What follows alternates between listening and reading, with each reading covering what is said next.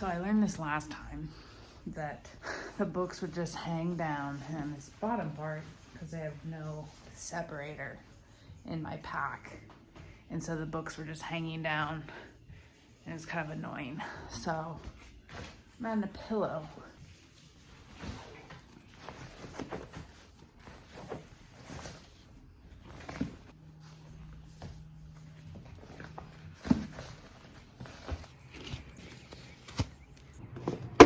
Good morning, everybody.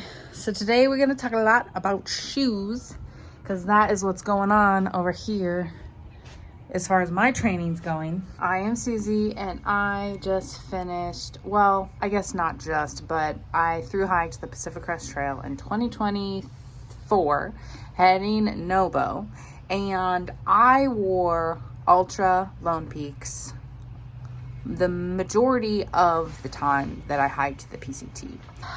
I really like the Ultras. They were the only shoe that really didn't give me blisters. But of course, I had some other issues. I think I'm a heel striker. I think I need a little bit more support. The zero drop is not necessarily great for me, but I do love the toe box. Was that people suggested the Hokas. And these are the Speed Goats 6. This is what I have been training in and running in, walking in, are the Speed Goats. So when we got off trail, I instantly went with a more cushy shoe. And then I also had the most kind of relief was when I added these Super Feet inserts. And with the whole plantar fasciitis that I developed, because when it flared up, I started to walk on the side of my foot, feel like the closeness of the toe box in the Hokas kind of aggravates that a little bit. So I think we did about 500 miles where I did wear a pair of the Mountain Racer Topos, and I did really like them. They have the wide toe box, but without the zero drop.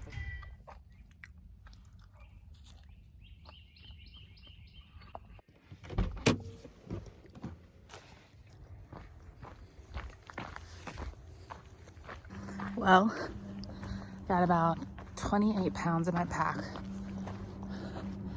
Feels kind of heavy, not gonna lie.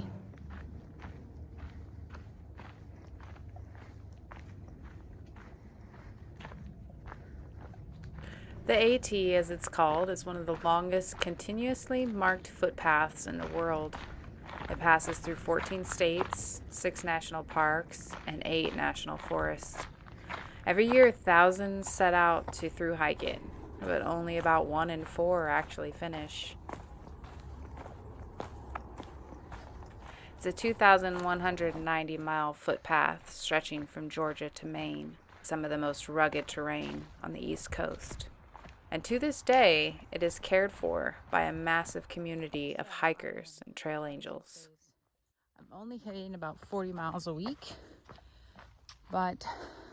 and I would like to get more than that. I would like to see us get up to 100 miles, at least maybe like the few weeks before we hit the trail. But prepping isn't just physical, though trust me, your legs will feel every mile. It's mental. It's learning to live simply. Training with a heavy pack now means fewer surprises later. Every ounce matters. On the AT, your gear becomes your home, your lifeline. Ultralight gear can help, but you still need to carry your food, shelter, and water. That means planning resupplies, knowing your maps, and trusting your compass, both the one in your hand and the one in your gut.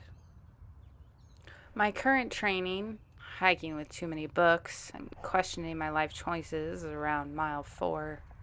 so I do believe that on one of these hikes or the trail runs that Robert and I have been doing, ran through poison oak, maybe poison ivy. It's funny, I always refer to Robert on this because he got full body poison oak one time, and so forever after he's like hyper aware of poison oak. but he was like, I don't know what poison ivy looks like. We both got it, and man, let me tell you, it is itchy.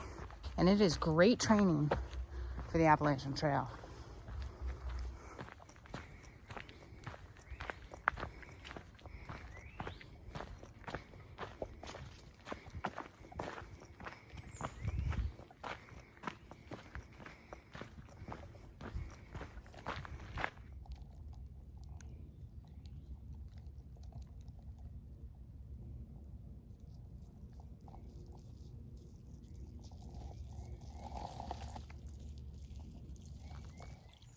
In the past, I would obsess over how to shave off 3 ounces from my toothbrush, but then I ended up collecting rocks and stickers and pins on the PCT just because they were cool.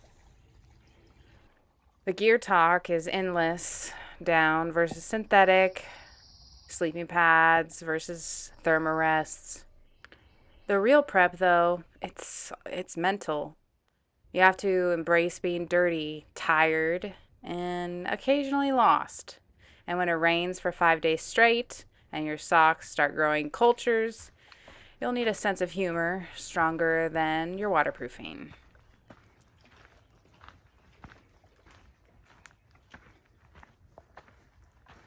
So here I am, hiking through the woods with a backpack full of books.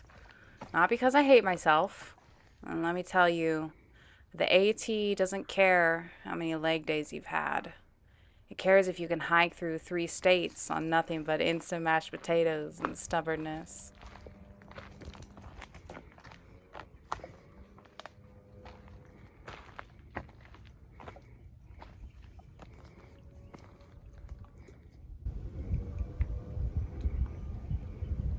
If we hike the whole thing, we'll go through 14 states and cross over 500,000 feet of elevation change. That's like the equivalent of climbing Mount Everest 16 times.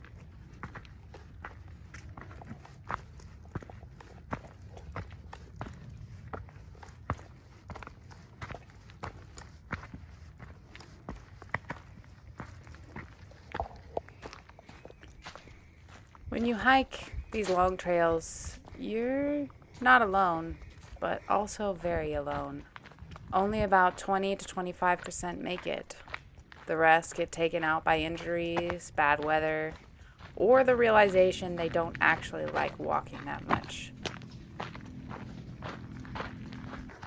Feeling excited, feeling out of shape a little bit. Boy, oh boy, foot feels a little sore. What else? I'm excited.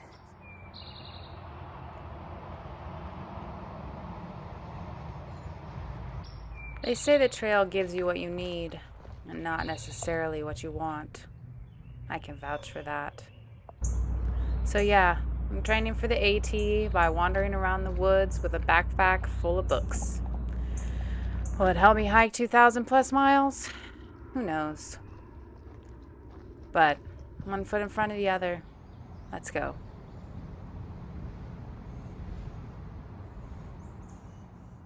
As always, thank you so much for watching. If you like this video or found this content helpful, please consider buying our book, Travel Write Paint, A Footpath from Mexico to Canada, our illustrated field journal of the Pacific Crest Trail. Thank you so much for watching, and I look forward to sharing the Appalachian Trail with you.